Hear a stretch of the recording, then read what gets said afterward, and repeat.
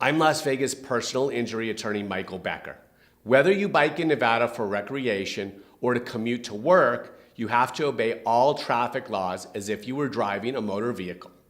In addition, there are 5 bicycle laws you may not have been aware of. 1. In general, bicyclists need to ride on the far right side of the road unless it would be unsafe to do so or they are turning left. 2. Bicyclists are required to use hand signals before turning unless the bike is in a designated turn lane or it would be unsafe to take their hand off the handlebar. 3. Biking is prohibited on certain sidewalks. In Las Vegas, for example, sidewalk biking is illegal on Fremont Street between Main Street and 7th Street.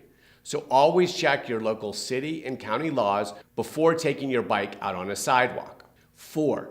Biking is also prohibited on certain highways. In the Las Vegas area, you may not bike on the I-215 or the I-515 at all. The I-15 is off limits to bikes between Jean and Lamb Boulevard.